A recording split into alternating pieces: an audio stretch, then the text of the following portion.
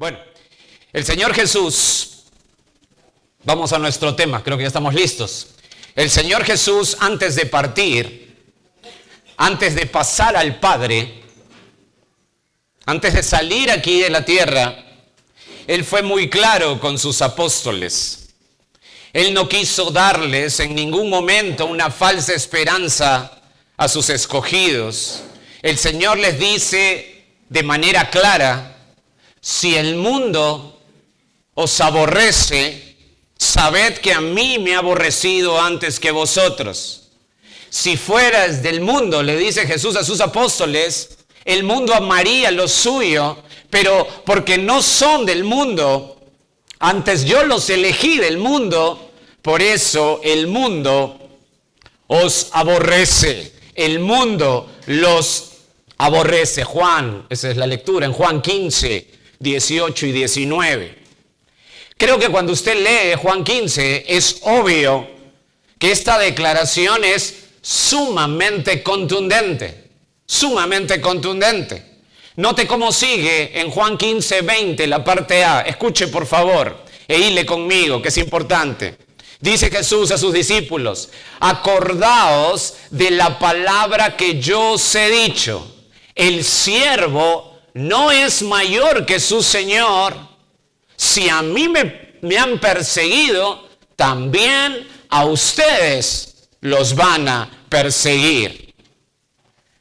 En su análisis de los términos griegos usados en este pasaje, el doctor A.T. Robertson explica que el verbo ahí perseguir en Juan 15, 20 es el que se emplearía para cazar como a una fiera.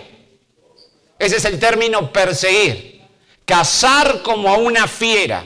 Por lo tanto, la imagen que presenta Jesús en Juan 15, 20 es muy vívida, muy gráfica. Si a mí me han perseguido, note, del mismo modo que los cazadores persiguen sin descanso a su presa hasta que finalmente consiguen abatirla, así hicieron con el Señor Jesucristo, y del mismo modo, con la misma intensidad, empezaron a cazar a los apóstoles, y por extensión lo harán también con los creyentes. Lo harán también con los creyentes. Tenemos que recordar que estamos en este mundo, pero no somos de este mundo. Estamos en el mundo, pero no somos de este mundo. No somos de este sistema. ¿Por qué? ¿Por qué? Bueno, simplemente porque este mundo odia a Dios. Este sistema, escuche bien, odia a Dios. No lo tiene neutro. Odia a Dios. Quiero que amplíe esto con un nuevo matiz, creo yo, fascinante, que me dio en mi mente el mismo apóstol Pablo. En Colosenses 1, sería bueno que vea un ratito, a manera introductoria, algunas escrituras ahí. En Colosenses 1, le doy un poco de contexto. En Colosenses 1, Pablo escribe desde la cárcel. Es una de las epístolas de la prisión, Colosenses. En su primer encarcelamiento. Y él quiere, ¿qué cosa quiere hacer aquí? Quiere animar. Quiere fortalecer a los creyentes de Colosas y por extensión, por supuesto, cuando usted aplica bien, a todos los creyentes de todos los tiempos. Quiere fortalecerlos. Ahora, ¿con qué los quiere fortalecer? Bueno, con el recordaris de la salvación tan bella y grande que tienen los cristianos verdaderos. Y al hacer esto, y creo yo que este es el clímax, o sea, Pablo les dice a los colosenses, en los primeros versos del capítulo 1, les recuerda su salvación tan bella, y de pronto apenas les recuerda su salvación hermosa, y como digo, creo que es el clímax, lo que plantea a continuación es que los verdaderos hijos de Dios permanecemos firmes. Ahí está en el verso 23. Los hijos de Dios permanecemos firmes. Es decir, después de tener, piense conmigo, escuche, después de tener en mente la salvación, ¿ok? ¿Me están siguiendo? Después que Pablo tiene en mente la salvación y fortalece a la gente de Colosas con la salvación tan grande que Dios nos ha dado a través de Cristo, debemos tener en mente, dice Pablo, que vamos a enfrentar sufrimiento y padecimientos por Cristo. Por eso que la insignia del creyente, como es en el verso 23, es la permanencia, la perseverancia. La insignia del creyente no es aceptar a Cristo, es la permanencia, es la perseverancia. La permanencia en Cristo. ¿Lo tiene hasta ahí? Ahora, con ese piso que le di, observe el apóstol, lo que el apóstol menciona. Verso 24. Ahora me gozo en lo que padezco por vosotros y cumplo en mi carne lo que falta. Escuchen esta frase. Cumplo en mi carne lo que falta de las aflicciones de Cristo por su cuerpo, que es la iglesia. Deténgase ahí. Qué interesante. Pregunta. Pablo está diciendo que a Cristo, piense conmigo, Pablo está diciendo que a Cristo le faltó sufrir un poco más. Pablo está diciendo que a Cristo le faltó sufrir un poco más y que Él está completando ese sufrimiento que le faltó sufrir al Señor. Respuesta: no, eso no es lo que quiere decir. Entonces, ¿qué quiere decir? Lo que quiere mostrar, escúcheme bien con atención, es que en esta dispensación, en la dispensación de la iglesia en este mundo tiene que sufrir. Y si sufre la iglesia de Cristo, esa aflicción es para Cristo. Quiero repetir eso, escuchen lo que quiere decir. Lo que quiere mostrar es que en esta dispensación de la iglesia en este mundo, escuche, tiene que sufrir. Tiene que sufrir. Y si sufre la iglesia de Cristo esa aflicción por este sistema que odia a Dios, esa aflicción es para Cristo, por su iglesia. ¿Me están siguiendo? Es como cuando el Señor le dijo a Pablo en Damasco, en su conversión, ¿se acuerdan de la conversión de Pablo? El Señor le dijo en Hechos 9:4, no tiene que ir ahí, solo escucharme, le dijo esto a Pablo, por favor no se distraiga. Y cayendo en tierra, hablando de Pablo, oyó una voz que le decía, Jesús le decía, Saulo, Saulo, ¿por qué me persigues? Pregunta, ¿a quién perseguía Saulo? A la iglesia. Es decir, escuche esta conclusión, escuche este principio. Si persigues a la iglesia, persigues a Cristo. Eso es lo que dice Pablo. Todos los sufrimientos que causan a la iglesia es como para Cristo. Si persigues a la iglesia, persigues a Cristo. Ahora, sigue el hilo de pensamiento. Pregunta, sigue el hilo de pensamiento en Colosenses 1. Ya sabe, Pablo los quiere animar a través de la salvación tan grande. ¿Amén? ¿Hasta ahí? ¿Cómo los anima a ustedes? Recordando la bella salvación que han tenido, que no depende de ustedes, no depende de mí, y nos vamos para el cielo por pura gracia, no por méritos personales. Entonces la gente se anima.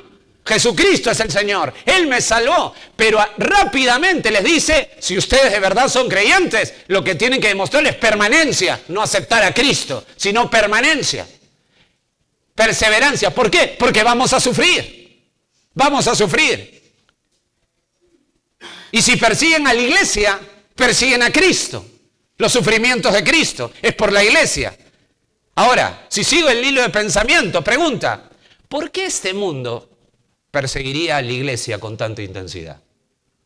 ¿Por qué? Porque seguramente, escúchenme bien, en esta época que tenemos, que Dios nos ha permitido vivir, hemos podido vivir en cualquier época, pero Dios ha querido que vivamos en esta época. En esta época que nos ha permitido vivir, decir que en la iglesia con tanta intensidad se persigue, quizá usted aquí, en el Perú, usted dice, bueno, no es tanto así. Será intensidad, pues, en países donde la iglesia es perseguida, pero acá no. O sea, ¿hay otra verdad? ¿Hay una variedad de verdades? No. Pregúntate, ¿por qué la iglesia sería perseguida con tanta intensidad? Respuesta, porque la iglesia es un grupo que se dedica a alimentar con víveres a la gente, ¿por eso nos persiguen? ¿Qué pasa si una iglesia se dedica a alimentar a la gente con víveres? Bueno, te van a aplaudir. La iglesia, miren la iglesia, ahí está, qué lindo, gracias soberana. Da víveres a los pobres. Porque también la iglesia se dedica a fomentar marchas para cambiar leyes, por eso nos van a perseguir con intensidad. No.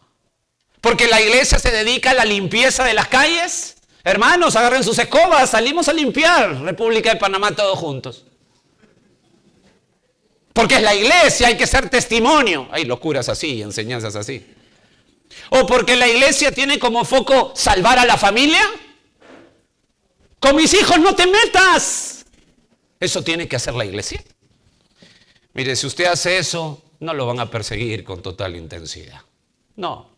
No, la iglesia, amados, quiero que se grabe bien esto, porque tenemos una distorsión tan grande. Bueno, tenemos una distorsión tan grande en muchas cosas porque nos han enseñado pésimo sobre pastores, sobre la iglesia, venimos con tan mala enseñanza. Escúcheme bien, la iglesia es perseguida y odiada porque solo tiene una misión primordial en esta tierra. Solo tiene una misión primordial. ¿Cuál es esa misión? Evangelizar, o sea, hacer discípulos. Y al evangelizar, todas las luces, escuche esto, al evangelizar bien, todas las luces, todos los reflectores, toda la potencia, todo el desgaste de energía al más alto nivel está en el nombre que es, sobre todo nombre, en el nombre de Cristo Jesús. Y Cristo Jesús como Señor, como el amo, como el dueño, como el despotés, que tiene todo el derecho de gobernar, escuche, y reinar en toda vida y en toda nación. En toda nación. Ese es el motivo. No persiguen a los cristianos, sino al pastor de los cristianos, mis amados. Al pastor de los cristianos. Si usted despliega, atiéndame bien, despliega a Cristo correctamente al evangelizar, coloca las estacas claras para construir la tienda del evangelismo en forma potente, tendrá que asumir las consecuencias. Y las consecuencias son múltiples. Quizá aquí usted todavía no va a ir a la cárcel. Pronto, en un momento, la iglesia va a ir a la cárcel por predicar este mensaje. Y ahí veremos quién es quién. Como fue en la época de la pandemia. Ahí vemos quién es quién. Y vamos a predicar un mensaje donde nos mandarán a la cárcel. Eso llegará pronto, por si acaso. Pero hoy quizá acá usted dice, bueno, no hay cárcel o extradición.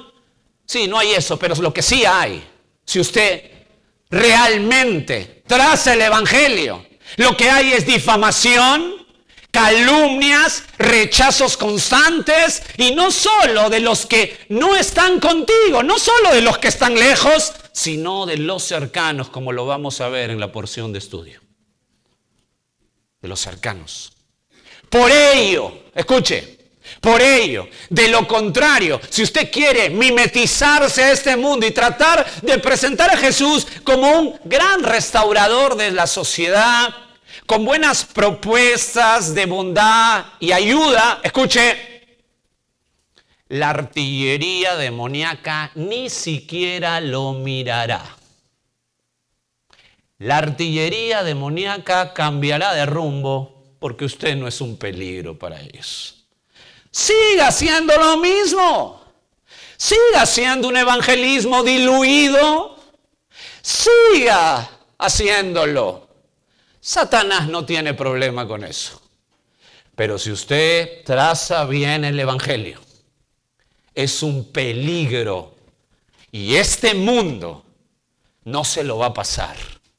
Va a tener que cargar eso en su vida. Y eso usted tiene que pensarlo bien. Nos queda poco tiempo.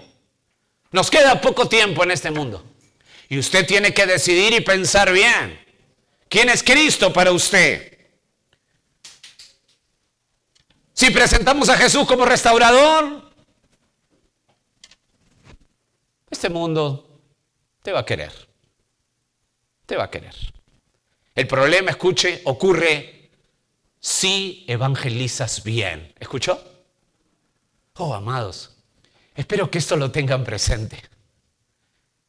Si evangelizas bien, toda la artillería va a estar sobre ti, porque te vuelves realmente un peligro. Y todas esas estructuras eclesiales hechas a manera humanista, donde dicen estamos haciendo la obra de Dios y salen por ahí a hacer un evangelismo diluido, sin conectarlo con la iglesia y pensar que están haciendo la obra de Dios, las huestes dicen que sigan. No hay problema. El problema es si evangeliza bien. Ese es el asunto. El problema ocurre si enseñas la verdad de Cristo que desnuda el alma del pecador.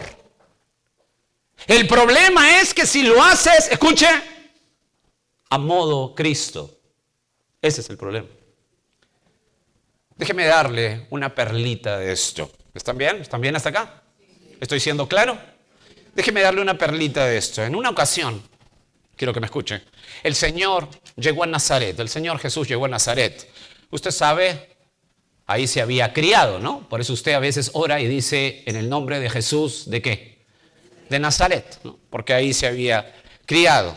La gente llegó, lo miraban con admiración, claro, lo habían visto crecer ahí, y de pronto ven llegar ya como un maestro, lo ven llegar ya como un maestro de la ley, lo invitan a la sinagoga, le piden que dé la lectura en un libro, este libro es Isaías capítulo 61, y la gente mostraba gran atención. Quiero que me escuche, en Lucas 4:22, donde está esta escena, Lucas 4:22, dicen esto, él llega, lo ven, se había criado en Nazaret, algunos lo habían conocido de chico, llega ya como un rabí, se va a la sinagoga y dicen esto de él, Lucas 4:22, y todos daban buen testimonio de él y estaban maravillados de las palabras de gracia que salían de su boca y decían, ¿no es este el hijo de José? Todos estaban contentos, la llegada de este hombre que había sido criado ahí, ya era un hombre, ya era un rabí, se fue a la sinagoga, pero después, escuche, de leer el texto, empezó a explicar el texto y después de explicar el texto empezó a aplicar el texto. El predicador por excelencia se presenta en Nazaret, donde toma el punto central, donde explica la palabra de Dios de manera milimétrica y aplica agudamente la escritura, y ese es el modelo del gran predicador, Jesucristo. Ahora, después de aplicar el texto, se ve a este tremendo predicador apelar a la palabra de Dios, y la pregunta es, ¿cómo le dice usted en ese tiempo, escuche, 2000 años atrás, cómo le dice usted en ese tiempo a un judío radical, nacionalista, que cree que va a ir al cielo por ser judío, que su futuro, ¿cómo le dice a ese judío radical que cree que va a ir al cielo por ser judío, étnico, que va a ir al infierno porque no ha nacido de nuevo? Y más bien ha nacido en pecado, aun siendo de la nación judía. ¿Cómo le dice en ese tiempo? Bueno, se lo dice así. Verso 25 de Lucas 4. Y en verdad os digo, dice el Señor Jesús, que muchas viudas, Él está aplicando lo que ha explicado, muchas viudas había en Israel en los días de Elías, cuando el cielo fue cerrado por 3 años y 6 meses y hubo una gran hambre en toda la tierra. Me detengo ahí. Esto decía Jesús y todos los que estaban en la sinagoga lo tenían exactamente en su mente. ¿Por qué? Porque es mente judía. Verso 26. Note, pero a ninguna de las viudas judías, pero a ninguna de ellas fue enviado Elías, sino a una mujer viuda en Serepta de Sidón. Y uno dice, Dios mío, ¿qué es esto? Claro, nosotros no entendemos nada porque nosotros lo miramos con mente gentil. Pero un judío radical que piensa que va al cielo solo por ser judío étnico y escuchar que Jesús aplica diciendo, toma este texto y lo aplica diciendo, Dios miró a una viuda pagana, no a una judía. Ellos estarían listos para desgarrarlo. Sigue, verso 27. Y muchos leprosos había en Israel en el tiempo del profeta Eliseo. Esto lo entendían muy bien. Pero ninguno de ellos fue limpiado sino Naamán, que era sirio. ¿Qué? ¿Qué les está diciendo, amados? En esencia les dice que la gracia de Dios es negada a toda persona que cierra su corazón al arrepentimiento genuino, inclusive a un judío de pura cepa. ¿Me escuchó? Si no hay arrepentimiento genuino, hasta un judío étnico va al infierno. Pero es extendida esa gracia de Dios al odiado gentil, pero que se arrepiente de todo corazón. ¡Wow! Si un judío escuchaba eso, si un judío escucha eso, realmente lo que quiere es asesinarte en ese momento. El Señor confrontó a esa gente, los desbarató, les destruyó su orgullo étnico, les pulverizó su falsa esperanza, colocó los pensamientos de Dios y desplazó los pensamientos de los falsos maestros judíos, pues el Señor quería salvar a esos judíos que andaban como ovejas sin pastor. Amados, eso hinca, escuche, eso hinca este mundo. Eso hace que este mundo en forma inmediata ponga toda su mirada en usted para odiarlo. Ponga toda su mirada en usted para desplazarlo y rechazarlo. Note la reacción, verso 28. Al oír estas cosas, todos en la sinagoga se llenaron ¿de qué? ¿Pero cómo? Si en el verso anterior, en el verso 20 y tanto, 25, ya estaban muy alegres, 22 estaban muy alegres. Es que una cosa es leer la Biblia y otra cosa es explicar la Biblia. Se llenaron de ira. Verso 29. Y levantándose, le echaron fuera de la ciudad y le llevaron hasta la cumbre del monte sobre el cual estaba edificada la ciudad de ellos para despeñarle. ¿Qué querían hacerle? ¿Pegarle? Querían matarlo, amados. Esto afecta una predicación correcta hace 2000 años cuando quieres evangelizar a los judíos étnicos que creen que por ser judíos van a ir al cielo. Esto es radical. Esto es una predicación valiente. Esto es un predicador, amados, que desnuda al alma pecadora y lo coloca contra las cuerdas, lo coloca frente al abismo. O Cristo o nada, o arrepentimiento o nada. Este es el evangelista por excelencia. Y como lo hizo también, la respuesta del mundo fue aplaudir. No. La respuesta fue, a este lo aventamos. Lo despeñamos de una vez. Hay que despeñarle. El común denominador del evangelismo es el rechazo, la hostilidad. Y es a esta misión enorme, a esta misión única y exclusiva del mismo Dios, que son enviados los apóstoles en Mateo 10. Es por ello que necesitan, si Jesús va a tomar a sus apóstoles para enviarlos y Él sabe el peligro y el rechazo que van a tener, es obvio que estos apóstoles tienen que ser enviados con instrucciones. Les invito a abrir nuevamente en Mateo capítulo 10. Desde el verso 16, creo que ya sus mentes están aquí. Voy a dar lectura a la porción que tenemos hace 3 sesiones Y es sumamente emocionante, realmente llena mi corazón aprender esto. Espero que usted también. He aquí, Mateo 10:16. Yo os envío, dice el Señor Jesús, como a ovejas, ¿en medio de qué? De lobos. Ya usted debe saber hacia dónde apunta esto a estas alturas. Sed pues prudentes, ¿como quién? Serpientes, y sencillos, ¿como quién? Palomas. Usted también ya debe tener eso en mente.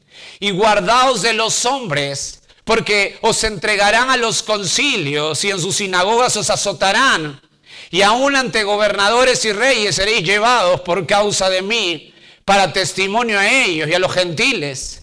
Mas cuando os entreguen, no os preocupéis por cómo, qué hablaréis, porque en aquella hora os será dado lo que habéis de hablar. Porque no sois vosotros los que habláis, sino el Espíritu de vuestro Padre, que habla en vosotros. Tremendo. Verso 21. El hermano entregará a la muerte al hermano, y el padre al hijo, y los hijos se levantarán contra los padres y los harán morir. Y seréis aborrecidos de todos por causa de mi nombre, mas el que persevere hasta el fin, este será salvo. Cuando os persigan, verso 23, en esta ciudad, escuchen, huid a la otra, porque de cierto os digo que no acabaréis de recorrer todas las ciudades de Israel, escuche, antes que venga el Hijo de Hombre. El discípulo, verso 24, no es más que su maestro, ni el siervo más que su señor. Bástale al discípulo ser como su maestro y al siervo como su señor. ¿Cuál es el punto? Concluye Jesús. Si al padre de familia llamaron Belcebú, o sea, Satanás, ¿cuánto más a los de su casa? ¡Qué tremenda porción, hermanos! ¡Qué tremenda porción! Como sé que al leerlo ya recordó el punto central de la narrativa. ¿Están bien? ¿O estoy alucinando yo? Como sé, creo que al leer la porción, usted ha recordado el punto central de la narrativa aquí, pues tiene a estas alturas en la mente, o si no lo tiene en la mente, lo tendrá en los apuntes, espero. Ya tiene el basamento. ¿Recuerda el basamento del autor? ¿Recuerda el basamento del autor? Note el 16a. He aquí, yo os envío como ovejas en medio de lobos. ¿Qué es eso? ¿Qué es eso? Bueno, lo explicamos a detalle en su momento, pero en conclusión es una ilustración, un ejemplo gráfico del rechazo y la persecución que los apóstoles y los discípulos enfrentarían a causa del Señor Jesús por parte de un mundo perverso, vil, egoísta y destructor que odia a Dios y su palabra. Esto lo debemos tener claro porque hoy en el ambiente cristiano hoy se está haciendo una amalgama, una fusión entre el mundo y la iglesia. Como que hay que amar tanto al mundo que ellos tienen que ver que somos una familia tan hermosa para que ellos sientan ganas de venir a la iglesia y así convencerlos. Entonces hay que hacer los cultos no para la edificación de los santos, sino para agradarle a los inconversos, para que las visitas se sientan bien. Y eso es blasfemia, amados, para la Biblia. El culto cristiano es para la edificación de los santos. No es para las sillas vacías. No nos importan las sillas vacías. Nos importan las sillas llenas. Eso es tan importante. Tan importante. Lo primero que tenemos que hacer es edificar a la iglesia. Edificar a la iglesia. Este mundo odia la iglesia de Cristo. ¿Y por qué no se nota tanto que odia? Bueno, será porque no estamos evangelizando bien. Será porque el evangelismo lo hemos diluido y lo hemos convertido en algo social. Y ya no se predica en el púlpito arrepentimiento. y que usted y yo somos viles y sucios pecadores. Ya no se predica eso, porque la gente se espanta y pierden. ¿Qué cosa creen que pierden? Bueno, esa iglesia pierde plata, ¿verdad? O sea, usted lo ven así con signo dólar. El pastor debe mirar a la gente como ovejas sin pastor, que necesitan conocer al Señor. Y si él tiene que perderlo todo por el evangelio, lo pierde todo. Ahora, el punto resaltante y crucial del basamento es obvio: el rechazo al evangelizar. Es obvio. Ahora, siga por favor, espero ordenarlo y no desordenarlo. El punto ya le recordé: el rechazo al evangelizar. ¿Amén hasta ahí? ¿Amén? ¿Tienen el punto? ¿Me están siguiendo? ¿O me están siguiendo en la corriente?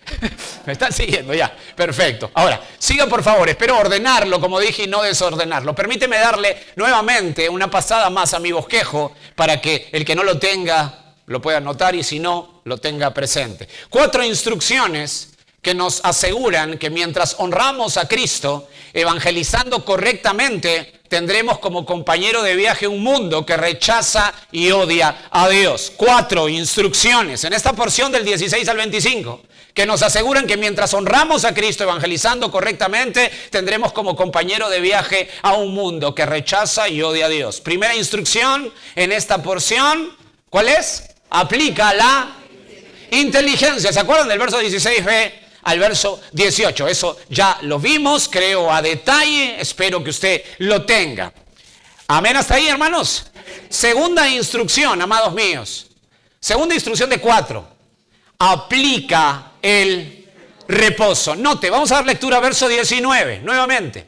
Mas cuando os entreguen, quiero que lo vea bien porque es muy profundo esta porción. Mas cuando os entreguen, dice Jesús a sus apóstoles, no os preocupéis por cómo o qué hablaréis, porque en aquella hora, palabra importante, frase importante, os será dado lo que habéis de hablar. Verso 20, porque no sois vosotros lo que habláis, sino el Espíritu de vuestro Padre que habla en vosotros. Deténgase ahí. Hasta ahí está el punto, hasta ahí está la instrucción. La segunda instrucción de 4. Quiero que siga con atención. A pesar que ellos, ¿quiénes son ellos? Los apóstoles. Estamos 2000 años atrás, ¿ok?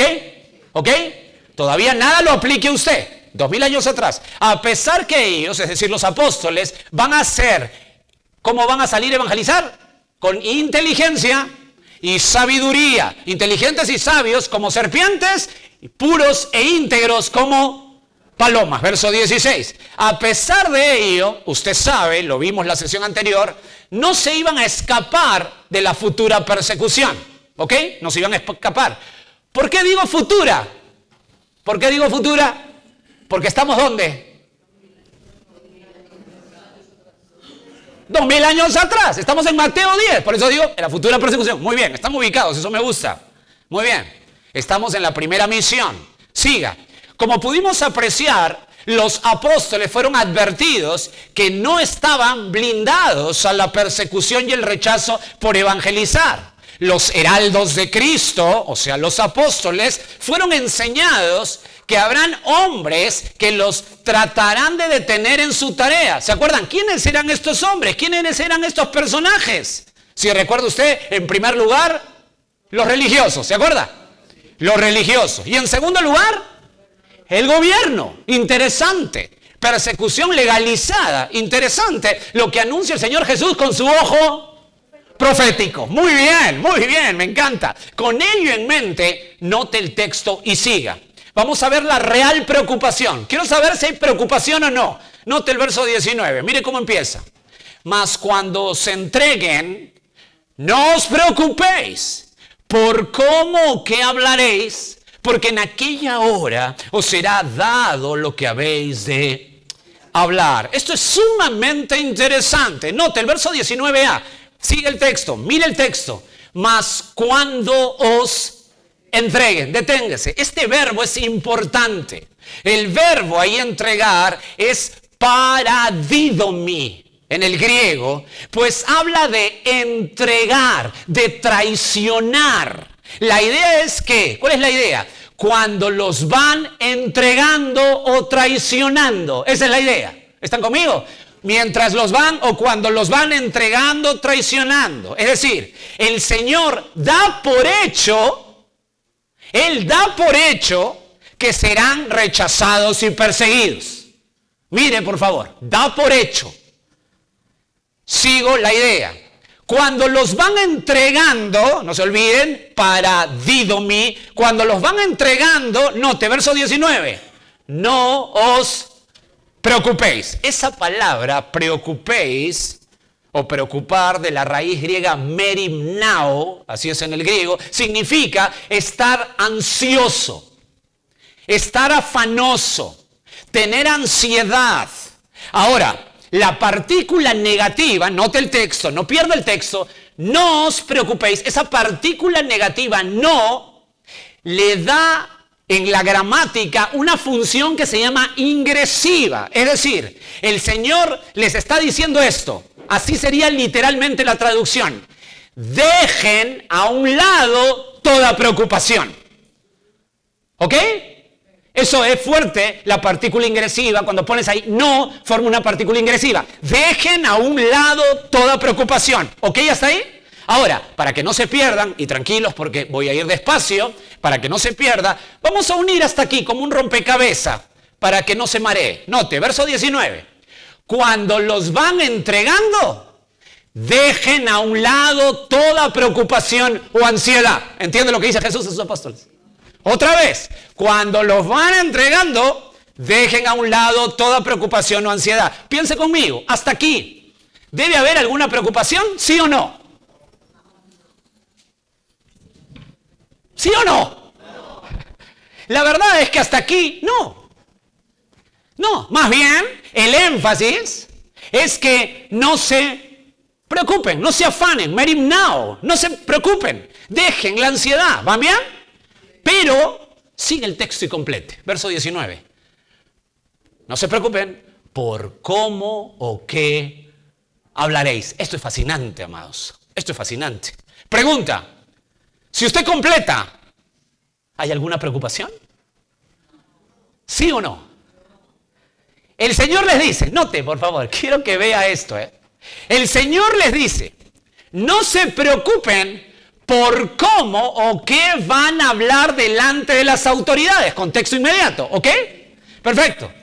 No se preocupen por cómo o qué van a hablar delante de las autoridades a las que ustedes serán entregados. Es decir, sí hay una preocupación.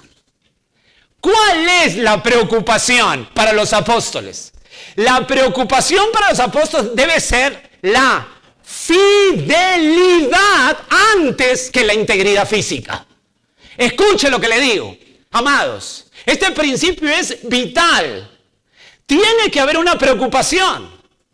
Ellos están más preocupados, deberían estar más preocupados en la fidelidad que de la integridad física. En Hechos capítulo 20, solo un texto paralelo para argumentar esto, no tiene que ir ahí, pero sí escucharme. En Hechos capítulo 20, el apóstol Pablo menciona esto y quiero que lo relacione, a ver si lo relacionamos bien. Pero de ninguna cosa, Hechos 20, 24, pero de ninguna cosa hago caso, ni estimo preciosa mi vida para mí mismo, con tal que acabe mi carrera con gozo y el ministerio que recibí del Señor Jesús para dar testimonio. Escuche. Testimonio del evangelio de la gracia de Dios. Me encanta. O sea, él está diciendo, ¿saben cuál fue mi llamado? Ser un tremendo evangelista. ¿Pablo sufrió o no sufrió? ¿Por qué creen que le dieron tanto a Pablo? ¿Porque les caía mal? ¿Era un chinche ese? No, porque era un experto evangelizando. Amados, a veces no nos damos cuenta en dónde estamos, en qué terreno tan tranquilo y de vacaciones tropicales, porque no abrimos bien la boca, porque no somos directos con la gente. Y directo no significa ser desamoroso o amargado, no, muy amoroso, pero directos. No hay que engañar. Pero bueno, ese era un paréntesis, quiero que relacione. Fidelidad antes que la integridad física. Pablo dice, ninguna cosa o caso en el verso 24 de Hechos 20. Ni estimo preciosa mi vida para mí mismo, con tal que acabar mi carrera con gozo y el ministerio que recibí el Señor Jesús para dar testimonio del Evangelio de la gracia de Dios. ¡Wow! Sí hay una preocupación aquí. La preocupación es la fidelidad, escuchen, a lo que Dios piensa antes o por encima de todo. Repito, fidelidad a lo que Dios piensa por encima de todo. ¿Me escuchó? Fidelidad a lo que Dios piensa. Quiero extender aquí este punto y quiero que me escuche bien, pues creo que muchas veces se entiende mal esto de fidelidad. Inclusive a veces decimos, buen siervo fiel, entra al reposo de tu Señor, y a veces lo aplicamos no tan bien con pleno entendimiento. Déjeme aclarar un poco. Pablo le dice a Timoteo esto. No necesitan ir ahí, pero sí seguirme y apuntarlo quizá. Segunda de Timoteo 2:15. Pablo le dice esto a Timoteo, a su discípulo. Procura, con diligencia, presentarte a Dios aprobado, como obrero que no tiene de qué avergonzarse. ¿Por qué? Porque usa bien la palabra de verdad. Note, Pablo le dice a su discípulo que tenga un esfuerzo supremo. Esa palabra procura, con diligencia, procura, no es que, Timoteo, si tienes un tiempito, no, está mal traducido, creo yo, al español. No es procura, es esfuérzate al máximo nivel, es un mandato. No es procura, bueno, cuando tengas un tiempito, no. Es una opción, Timoteo, no. Procura, es esfuérzate, tu esfuerzo tiene que ser supremo. Un esfuerzo al máximo nivel, por presentarse aprobado delante de Dios. Es decir, tu preocupación máxima, Timoteo, debe ser fiel a Dios. ¿Me siguen hasta ahí? ¿Cómo? Como obrero que no se avergüenza. ¿Por qué? Porque usa bien la palabra de verdad. Todo en este pasaje se centra ahí en esa última frase. Porque usa bien la palabra de verdad. Amados, no es solo ser fiel. Escuche, yo puedo ser fiel a mis pensamientos y a mis métodos. Yo puedo ser fiel a mi propia santidad personal, que yo creo que mi santidad es más santa que todos. Yo puedo ser fiel a eso toda mi vida. Puedo ser fiel a mis formas, inclusive a mi religión o filosofía. Yo puedo ser fiel a muchas cosas, pero Dios no pide solamente que seas fiel. Él pide que seas fiel a lo que Él dice. ¿Me escuchó? No es fiel nomás, es fiel a lo que Él piensa. Fiel a lo que Él piensa. Sean correctamente fieles. Y en esto no podemos fallar. Ser fiel en algo equivocado a lo que Él dice es letal. ¿Lo captas ahí? Puede usted ser fiel a algo, pero no es lo que Él piensa. Y usted aferrarse y ser fiel a eso. Dicho sea de paso, en ese pasaje de Timoteo 2:15, al final la frase, la palabra de verdad, que usa bien la palabra de verdad, esa frase, la palabra de verdad, en primer lugar, es el Evangelio. Y por supuesto, no solamente abarca el Evangelio, pero es en primer lugar el Evangelio, sino también todo lo que Dios enseña en su palabra. Nuestra preocupación es ser fiel a lo que Dios piensa, no ser fiel a nuestras propias creencias. Usted puede pertenecer a un grupo sodalicio y estar en la comunidad, en un claustro, y pasarse la vida ahí siendo fiel a sus votos, y muere y va al infierno siendo fiel. Y Dios no le va a decir, buen siervo fiel. Y a veces no aclaramos eso. No, hay que ser fiel, hay que ser fiel. ¿Fiel a qué? ¿A tus ideas? ¿A tu filosofía? No, fiel a lo que Dios piensa. Lo que quiero decir es que es a la fidelidad o a la correcta fidelidad a la que el Señor va a decir, buen siervo fiel. No es solo fiel, buen siervo fiel. No es solo fiel, fiel a lo que yo pienso, dice el Señor. Es la permanencia a la fidelidad de lo que Dios piensa. ¿Ok? ¿Ok? ¿Están bien? Entonces, el Señor dice que no se preocupen, dejen toda preocupación, pues hay una preocupación. ¿Cuál es? La fidelidad o la correcta fidelidad antes que la integridad física. Interesante, ¿verdad? La correcta fidelidad antes que la integridad física. Entonces, si usted lo entiende, Lo que viene a continuación, en el versículo 19, la parte B, es un bálsamo. Si usted me ha entendido, lo que viene es un bálsamo. Note, verso 19b. Porque en aquella hora os será dado lo que habéis de hablar. ¿Note el bálsamo? Note el bálsamo, no nota nada. No siente la agüita fría, usted está caliente hirviendo y el agüita fría que los entra, ¿verdad? Bueno, si mi preocupación es la fidelidad, dice verso 19, repito, porque en aquella hora os será dado lo que habéis de hablar. Analiza esto, note la frase aquella hora. Aquella hora en el original es la hora precisa, eso es lo que quiere decir. En la hora precisa, dice el Señor, es un momento específico. En ese instante de tensión frente a los gobernantes. Sigue el texto, verso 19. A la hora precisa os será dado lo que habéis de hablar. Note, sin ninguna duda, debemos tener en cuenta que, escúcheme bien, los que padecen por Cristo, déjeme aplicar esto un poquito más allá de los apóstoles, tomando este principio. Los que padecen por Cristo serán alentados y sobrenaturalmente sostenidos por Cristo en ese momento exacto de tensión. En ese momento exacto de tensión, frente a las acusaciones de los gobernantes, frente a la prisión, frente a la muerte por el Evangelio. Sin lugar a dudas, el Señor lo va a hacer con los suyos. Y eso ha pasado en toda la historia. En toda la historia. Como cuando Policarpo, él era discípulo de Juan el Evangelista, Policarpo fue escoltado hasta el procónsul local, su nombre era Estacio, para que le pongas un nombre así a tu hijo, a tu nieto, Estacio Quadrato, si quieres le pones todo completo, quien lo interrogó frente a una multitud de curiosos.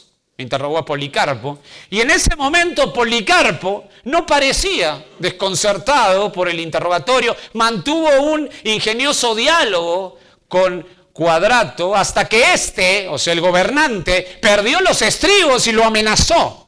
Entonces Policarpo solo le dijo a Quadrato que mientras, escucha lo que le dice, que mientras el fuego del procónsul dura solo un poco, ¿por qué? Bueno, porque lo amenazó a Policarpo que si no niega su fe, lo quemo. Te quemo vivo. Y mire lo que le dice este hombre. Que mientras el fuego del procónsul dura solo un poco, acuérdate esto.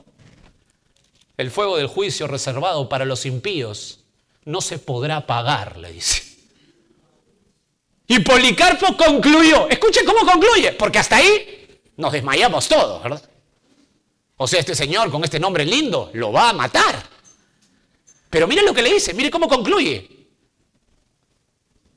Pero, ¿por qué te demoras? ¿Por qué te demoras? ¡Ven! Haz lo que quieras conmigo. ¿Por qué te demoras? Hay que tener una ayuda sobrenatural para ello, ¿no le parece? El héroe de Martín Lutero, el pre-reformador Jan Hus, en julio de 1415, es decir, 100 años antes de Lutero, lo desnudaron, escuche, lo desnudaron, lo adornaron con un sombrero de burro pintado con demonios y etiquetado como archihereje. Mientras tanto, él oraba por sus enemigos. Luego lo llevaron junto a una pila en llamas de sus libros y lo encadenaron a una estaca. En respuesta a estar encadenado, dijo: mi Señor Jesucristo fue atado con una cadena más dura que esta por mi bien. Así que, ¿por qué debería avergonzarme de esta cadena oxidada? Le dijeron una vez más a Hus que se retractara, pero él se negó proclamando lo siguiente: lo que enseñé con mis labios, ahora lo sellaré con mi sangre. A este extraordinario John Hus, extraordinario expositor bíblico, lo mandaron quemar por declarar que la autoridad no es el Papa sino la Biblia. El punto es que Dios sostiene a los perseguidos por su nombre en momentos cruciales. Hay una potencia increíble en el creyente cuando está en ese momento crucial frente a la muerte. ¿Me está captando? Por eso que creo, y esto es una convicción personal, creo que el poder más grande de un creyente verdadero es cuando está a punto de morir. Creo que ahí se despliega el poder más grande de un creyente verdadero porque está en nada, está rendido. Y Cristo, cuando uno está rendido, Cristo es poder en uno. Es el máximo poder cuando uno ya no puede hacer nada por su vida. Yo creo que en ese momento todo creyente recibe un poder sobrenatural para afrontar lo que tiene que afrontar. Pero, y esto es vital entender, pero, hasta ahí captaron el principio, ¿verdad? Esto es vital entender. Pero, añadido a eso, escuchen, regresamos 2000 años, añadido a eso, y para los apóstoles solamente estaba incluida la promesa de la revelación divina. Y acá viene el tan famoso y pésimamente usado versículo 20. Note, porque no sois vosotros los que habláis, sino, ¿quién habla? El Espíritu de vuestro Padre que habla en vosotros. Note, por favor, vamos a explicar el texto y después digo, ¿por qué está tan mal aplicado? Y usted verá, cuando entiende el texto, usted va a decir, ¿qué cosa he estado diciendo? O bueno, ya, no, ¿qué cosa me han dicho? Ya está bien. Escuche, note por favor, ¿por qué? Verso 20, ¿por qué? Es la palabra en el griego gar, es un explicativo, es una palabra explicativa, va a explicar. ¿Por qué? Porque no sois vosotros los que habláis, deténgase. Esto no es, escuchen, por favor, esto cuando dice, no sois vosotros los que habláis, esto no es algún tipo de éxtasis inconsciente, ni anulación de la conciencia o voluntad humana, no. Lo que se les promete, escuchen, a los apóstoles era que ellos, al dar testimonio de la verdad frente a los gobernantes que los capturaban por la tarea evangelizadora, no solamente estarían sustentados, ¿se acuerdan? Verso 19, sustentados y ayudados sobrenaturalmente por el Señor. Esto sí lo podemos aplicar a todo tiempo que vivimos. ¿Se acuerdan que se los expliqué? ¿Están bien? No solamente eso, sino que además, ojo, solo a los apóstoles se iban a expresar con palabras, con las palabras reveladas, inspiradas por el mismo Dios. Note el verso 20b, sino el Espíritu de vuestro Padre que habla en vosotros. Amados, esto es para los apóstoles. Cuando están en tensión frente a los gobernantes que los quieren matar, ellos tenían que dar testimonio. Y esas palabras, Dios promete a los apóstoles, serán milimétricamente reveladas, milimétricamente inspiradas. ¿Para qué? Para que se coloquen ¿dónde? ¿Dónde? ¿Dónde? Acá. Aquí. Aquí. Para que se coloquen en la Biblia. Un autor llamado Reinecke, en su libro Una llave lingüística al griego del Nuevo Testamento, menciona que las palabras de este versículo, el 20, no constituyen una promesa universal para todos los creyentes. Fin de la cita. No es para todos los creyentes. Amados, déjenme darle algunos ejemplos de esto.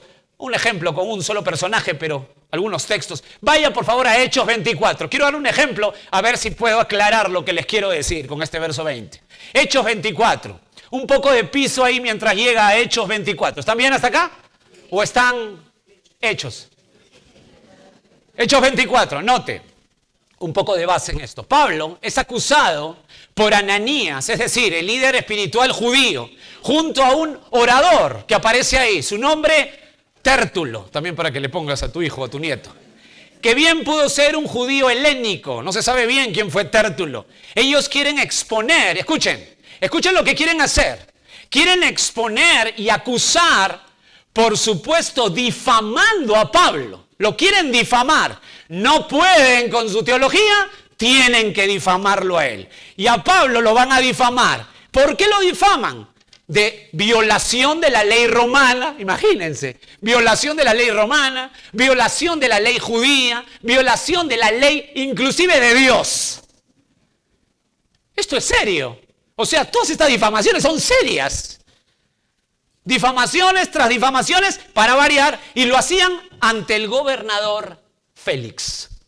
Félix, el cual fue gobernador de Judea entre el año 52 al año 59 después de Cristo. Este había sido esclavo, este hombre Félix, algo de él para que usted sepa con quién estaba hablando Pablo. Este hombre había sido esclavo y su hermano, quien era muy cercano al emperador de ese momento, Claudio, lo logró colocar de ser esclavo en este tremendo puesto. O sea, el hermano de Félix era un sapo, ¿no? ¿Me entienden eso de sapo, no? Y ya habló con Claudio, que era el emperador, el más, el que hacía así, vivía, moría la gente si bajaba el dedo, y lo colocó en este tremendo puesto. Como supondrá, si eso todos lo saben, no era un personaje muy querido, Félix, ¿verdad? Por el pueblo. Estaba colocado por vara obvia, ¿verdad? Entonces no era muy querido en el pueblo. Entonces, retomemos la narrativa. Después de la acusación, Pablo tiene que hablar. Amados, escuchen, después de lo que ha aprendido. ¿Qué va a hablar? ¿Qué va a hablar? Lo acusan, dan su argumento y Pablo entra en escena, lo dejan hablar. ¿Qué va a hablar? ¿Qué va a hablar? Es un apóstol, ¿eh? ¿Pablo es un apóstol o no? ¿Qué va a hablar? Mateo 10, 20. Eso es lo que va a hablar. Mateo 10, 20. Exactamente lo que el Espíritu Santo quiere exactamente decir. Note, verso 10 de Hechos 24. Sígame, por favor. Le va a encantar. Habiéndole hecho señal. ¿Están ahí? Mire, habiéndole hecho señal el gobernador a Pablo para que hablase. O sea, primero lo acusaron y ahora, Pablo, ahora sí, tu descargo. Este respondió: porque sé que desde hace muchos años eres juez de esta nación, con buen ánimo haré mi defensa. Pablo no lo está halagando, no lo está frotando. Lo que está diciendo es: Félix, yo conozco muy bien todo tu prontuario. Yo sé quién eres tú. Sigo, verso 11. Como tú puedes cerciorarte, no hace más de 12 días que subí a adorar a Jerusalén. ¿Por qué subí? Porque Jerusalén queda. ¿Se acuerdan cuando Jesús en Nazaret lo quieren despeñar? ¿Por qué? Pues estaba arriba, pues, ¿no? Listo. Subí a Jerusalén y no me hallaron disputando con ninguno, ni amotinando a la multitud. O sea, las acusaciones son falsas. Ni en el templo, ni en la sinagoga, ni en la ciudad. Verso 13. Ni te pueden probar las cosas de que ahora me acusan. Verso 14. Pero esto te confieso. Me encanta eso. Pero esto te confieso, que según el camino que ellos llaman herejía, así sirvo al Dios de mis padres, creyendo todas las cosas que en la ley y en los profetas están escritas, teniendo, escucha el verso 15 que es monumental, teniendo esperanza en Dios, el cual ellos también abrigan de que ha de haber resurrección de los muertos, así de justos como de injustos. Pablo sigue como una ametralladora apuntando su artillería ¿hacia dónde? Hacia la resurrección. ¡Le está dando el evangelio! Verso 21, la parte B. De Hechos 24, 21b. Acerca de la resurrección de los muertos, soy juzgado hoy por vosotros. Amados, lo que hace el autor Lucas, que escribe Hechos, ese genial teólogo, es poner no exhaustivamente el mensaje, sino esas porciones claves que habló Pablo para evangelizar, para dar testimonio de la verdad. ¿Me están siguiendo? Atienda. ¿Quién quiere? Pregunta. ¿Quién quiere que se dé testimonio así para colocarlo en la Escritura? ¿Quién quiere? ¿Quién quiere? El mismo Espíritu Santo. Esa es la promesa, amados. Esa es la promesa a los apóstoles en Mateo 10:20. Siga, por favor. Félix ya no quiso y aplazó la exposición de Pablo. ¿Está bien?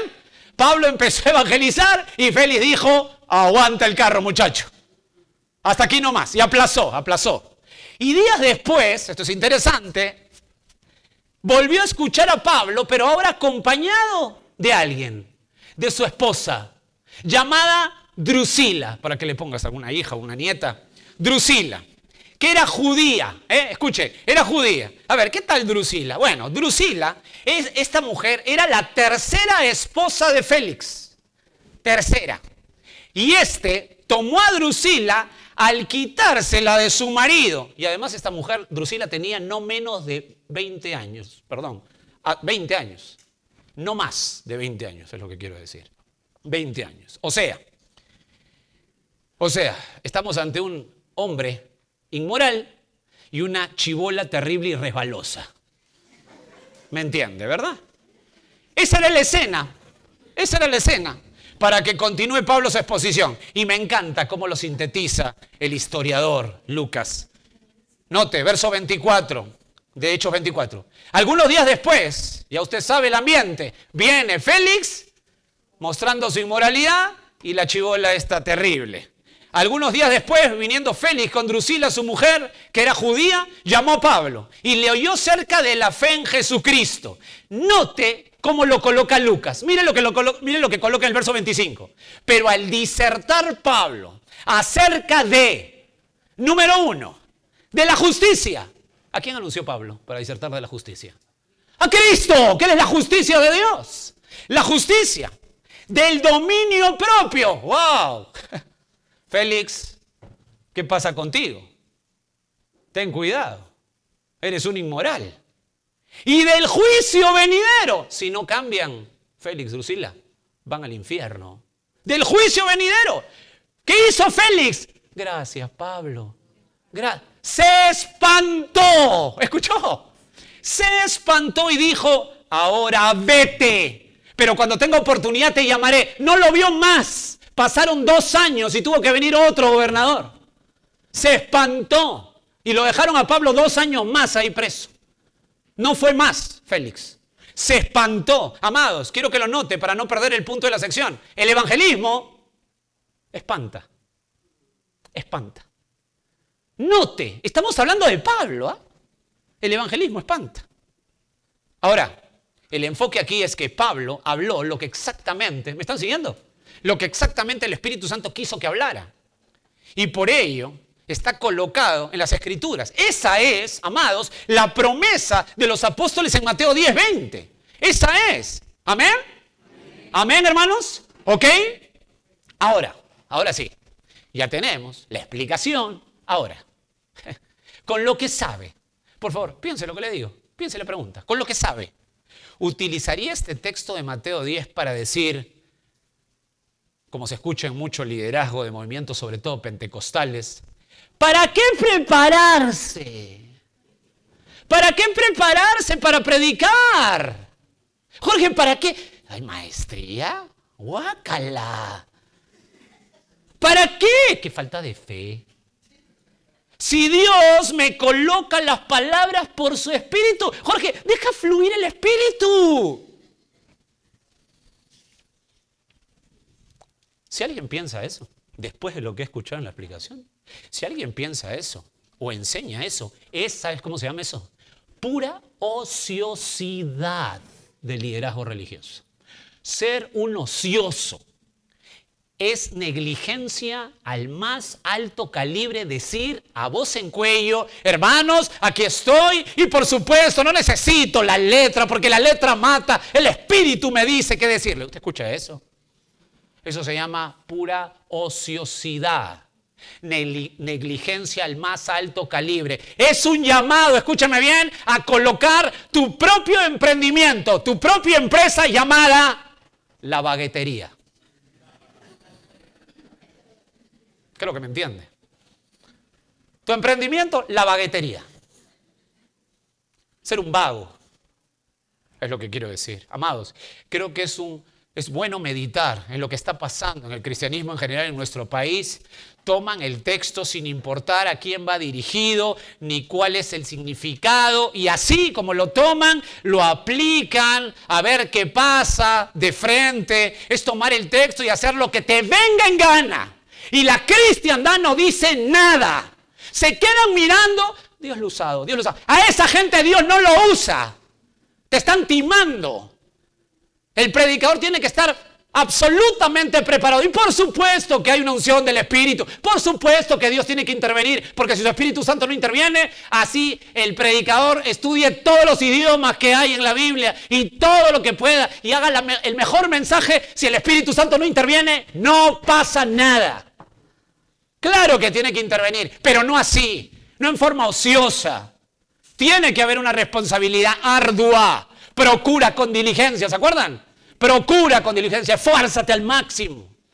Tenemos que entender que este verso no tiene nada que ver con que usted un día diga, sale la palabra, que olvídese de eso.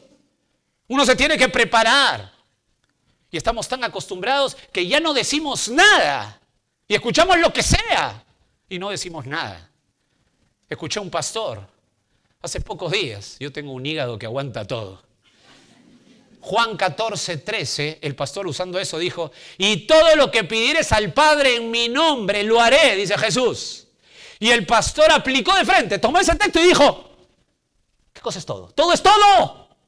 Pide todo. Pide todo.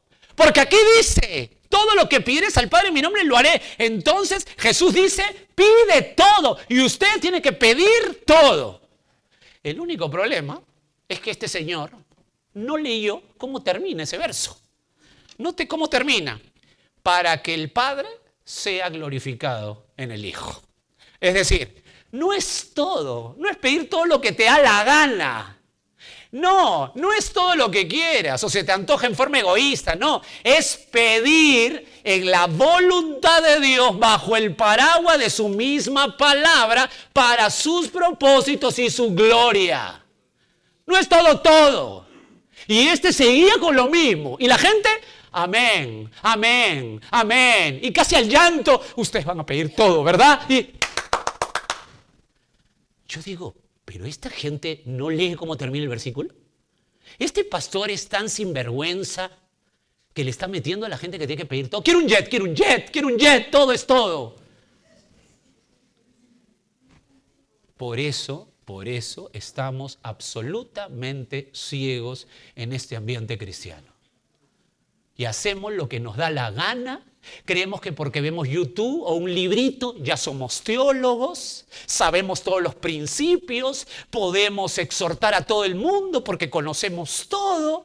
Escúcheme bien, somos unos ignorantes en la palabra de Dios. Somos ignorantes. Si usted quiere tener una posición, primero estudie bien, por años, en un correcto seminario si quiere tener alguna posición.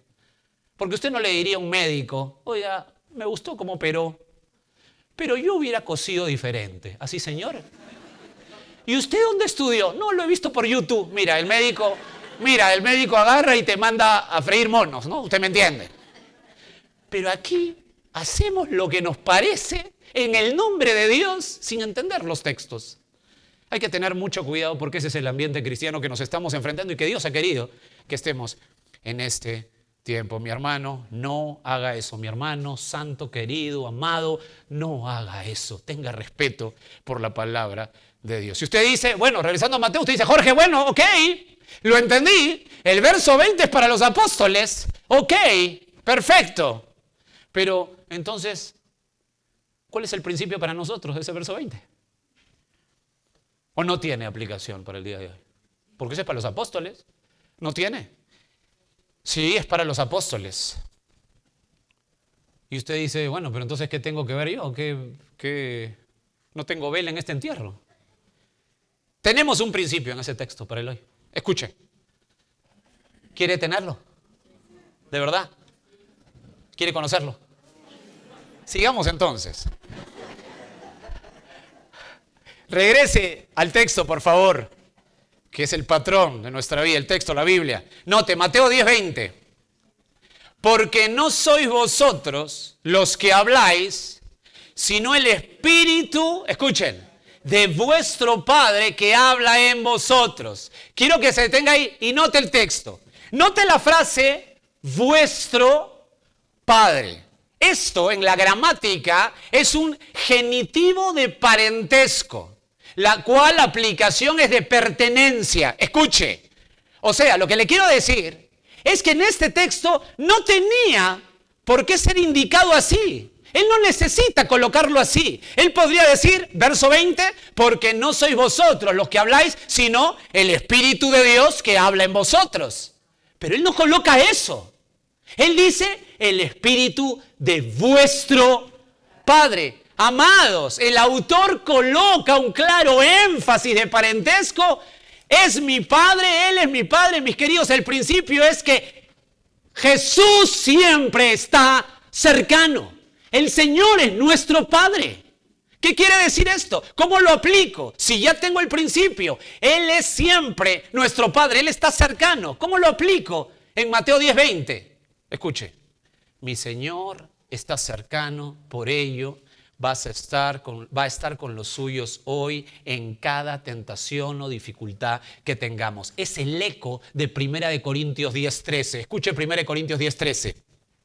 No os ha sobrevenido, me encanta ese texto, ninguna tentación que no sea humana, pero fiel es Dios, que no os dejará ser tentados más de lo que podéis resistir, sino que dará también, juntamente con la tentación, la salida para que podáis soportar. Eso es, queridos, nosotros estamos cercanos. Dios está cerca de nosotros. Nuestro amado Señor está siempre cercano. Y en medio del dolor, y en medio de la dura prueba, y en medio de la enfermedad, en medio de la escasez o cualquier momento oscuro, nos dará la salida para poder soportar, porque Dios ha prometido aquí que Él es nuestro Padre.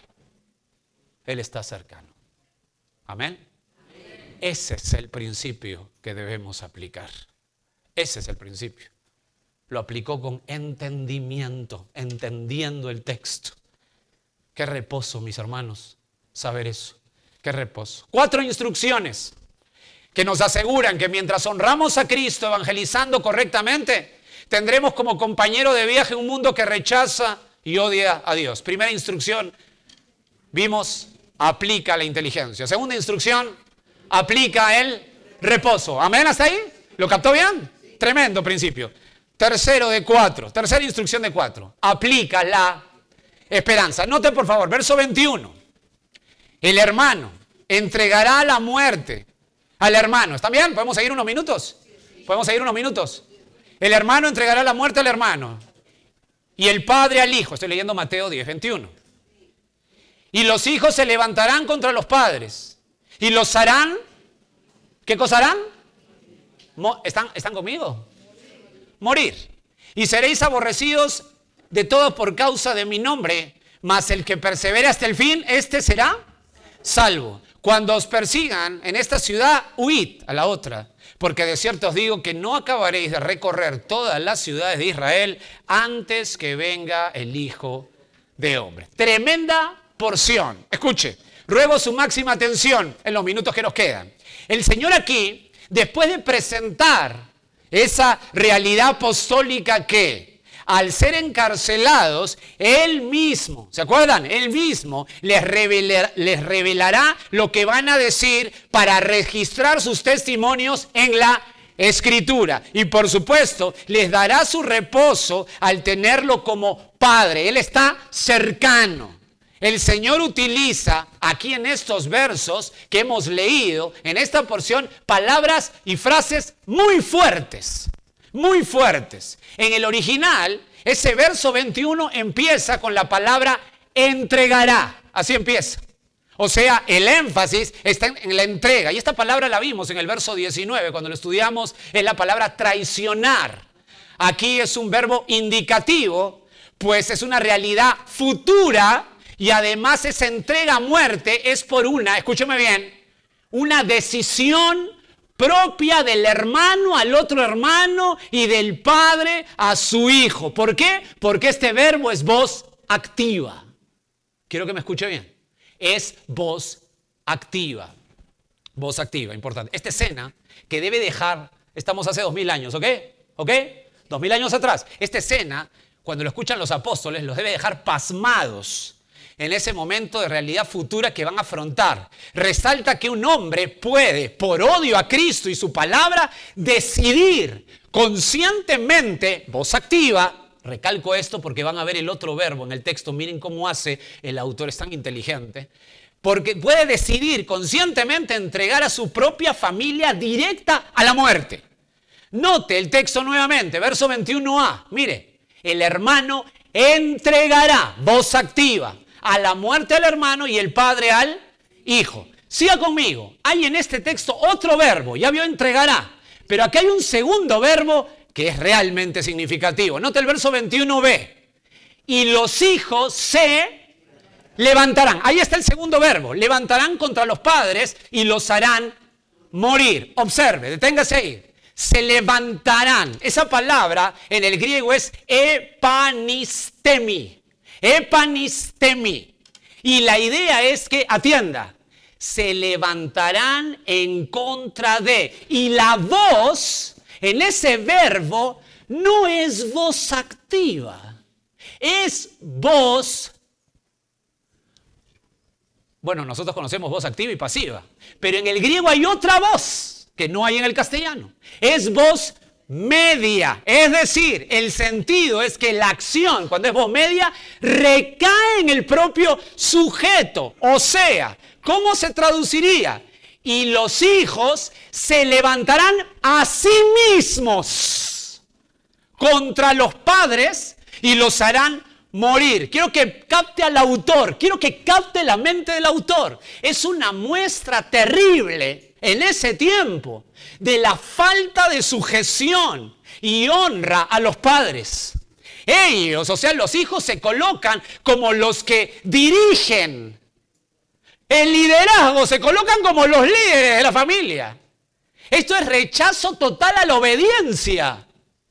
Es el pensamiento de Pablo en el Nuevo Testamento al hablar de la depravación del hombre en los últimos tiempos. Y Pablo dice en 2 Timoteo 3.1, solamente escúcheme, 2 Timoteo 3.1 dice, también debes saber esto, Timoteo, que en los postreros días vendrán tiempos peligrosos, porque habrá hombres amadores de sí mismos, avaros, vanagloriosos, soberbios, blasfemos, escuche, desobedientes a los padres. Es el eco. Regrese a Mateo.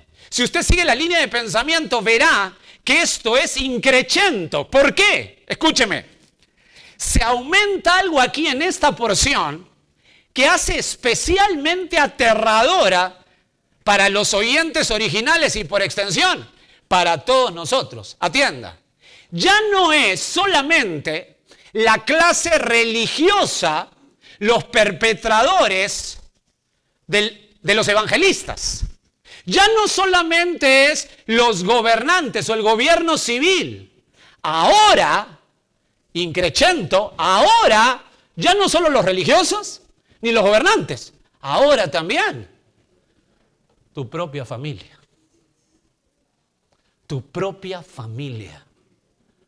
¿Dónde está el dolor más grande para un ser humano que lleve el evangelio? Que su propia familia lo rechace. Esto es increchento, amados. Esto es increchento. A mí qué me importa que la gente de afuera que no me conoce me quiere insultar. Pero qué dolor cuando alguien de tu familia te insulta, ¿verdad? ¿No le pasa a usted? Eso es doloroso. ¿Verdad que sí? La familia directa que odia al Mesías y por ese odio entregan a su misma sangre a la muerte. Mis queridos, una vez más, con esta declaración tan fuerte y extrema del Señor, los apóstoles se tienen que preguntar si están dispuestos a pagar el precio. Y esto es el tenor de Jesús a los apóstoles. Nunca les dice, bueno, olvídense de las malas noticias, vamos a las buenas. No, otra vez, les pasa por la mente, ¿ustedes están dispuestos a seguirme? ¿Ustedes están dispuestos a llevar el evangelio como es? Amados, nuevamente el Señor coloca en alto la misión de la iglesia, es decir, evangelizar, o sea, hacer discípulos. Esto es una ofensa para Satanás, es una batalla directa en terreno enemigo. Es así porque la evangelización forma parte de una gran lucha cósmica. El rey legítimo desafía al usurpador en su propio terreno. La gente, mayormente sin saberlo, está entregada a la voluntad del maligno. Y este no queda pasivo ante nuestro mensaje. ¿Usted está consciente de eso? ¿Usted está consciente? Tiene que tomar una decisión. O va a evangelizar bien, o va a evangelizar según su forma, su criterio, y no va a pasar nada. Y quizá lo que para usted es aceptó a Cristo, quizá nunca llegó al evangelio. Por eso que las iglesias hoy están llenas de inconversos, porque creen que han aceptado a Cristo, creen que son de Cristo, y nunca le han predicado las demandas del evangelio. Regrese a Mateo. Ahora quiero que note algo fantástico. A partir del verso 21 que hemos leído, hay un tono apocalíptico. Y esto me encanta, creo que a ti también. Es un tono apocalíptico. ¿Por qué? Porque trae a memoria el Señor Jesús un pasaje del profeta Miqueas aquí, a partir del verso 21. Está mirando el Señor con su ojo profético. Y va a hilar y llevar a sus apóstoles y por extensión a todos nosotros hasta la persecución en la tribulación. Tenemos que acercarnos a la tribulación. Y sé que lo quiere hacer, ¿verdad? Pero hoy no vamos a poder, porque ya el tiempo se pasó. Seguramente la próxima semana tampoco. Pero está bien, no se atribulen. Dios quiera, en 2 domingos, si Dios lo permite, si es su gracia, lo vemos. ¿Les parece? Padre, gracias te damos. Gracias por la paciencia de mis hermanos. Gracias por su amor y Señor, lo que más deseo es que ellos se desafíen a evangelizar correctamente. Y que sepan bien que no solamente la religiosidad, no solamente el gobierno civil, sino también nuestra propia familia va a estar en contra de tu verdad. Tú ya lo has advertido y hacemos bien en escucharlo. Permítenos de aquí a 2 domingos, si es tu voluntad, si es por tu gracia, poder entrar a estos temas de la tribulación y poder encajar y empalmar bien el texto para entender el principio del autor y disfrutar de tu mente, Señor. El regalo más grande que tenemos como creyentes es tu mente para nosotros. Bendice a tu pueblo, a cada uno de tus hijos, para que sigan honrando tu nombre, evangelizando como debe ser, con tanto amor, con tanta sabiduría, con tanta pureza, pero al mismo tiempo siendo no negociables con la verdad y no dejando ningún punto suelto, porque la gente necesita conocer el camino real de la salvación. Y tú has dicho que tu manada es pequeña. Por favor, queremos ser fieles, no a nuestra filosofía, sino fieles a tu pensamiento. Te adoramos, Señor, eres tan bueno a pesar de nosotros. En el nombre de Cristo. Amén.